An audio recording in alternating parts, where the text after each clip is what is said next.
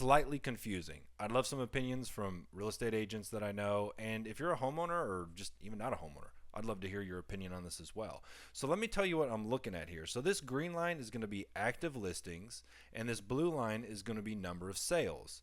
So when we look at the active listings in April of 2022, that's the number of sales in these counties down here. And I did these counties because these are the counties that I do the most business in. We got Tarrant, Parker, Wise, and Denton County.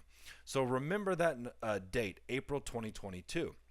So then we can see, lockdowns happened in Texas. Supply went down. The blue line once again is the buyer. So we had more buyers than inventory. And then the inventory started ticking back up. And then by June of 2022, according to this, in these four counties, there were more homes for sale, substantially more homes, than there was homes that were selling. And then we shoot all the way up to here, where we've got 15,000 homes for sale. And then we've got about 4,000 folks that are actually selling the properties. I'm like, man, that doesn't make sense to me. All right, about 20% of those are going to be new construction. And depending on where you are in those counties, it's going to be higher or lower. And then also a portion of these homes, depending on the market, anywhere from about, 10 to 20% of those are going to be people that put the house up for sale that decide not to sell. Right? So that's just always going to happen in any market. But here's the interesting thing. So I wanted to take a look at nationwide. And I was like, God, that just don't seem right. Because I sure feel like there were more homes for sale before COVID hit.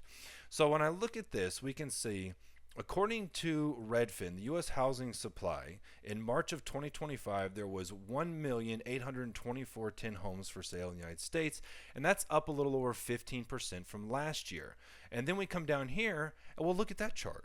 Well, that's kind of interesting. There's the date down here, by the way. Right here's the date. So you can see right there, that's April of 2020, and then, well, that's today, and it's the same. Well, then I go back to the MLS, and I'm like, okay, let's look at the dates and the numbers before COVID hit. What? That, I would have never expected that. Am I doing something wrong? If you're a real estate agent, I'd love for you to comment. Let me know. Am I doing something wrong? Am I looking at something wrong? Or is there really that many homes for sale in North Texas? So if you're a buyer, well, that can be leverage for you. And if you're a seller, well, then you kind of need to position yourself accordingly. Understandably, it's going to be super local to your specific property.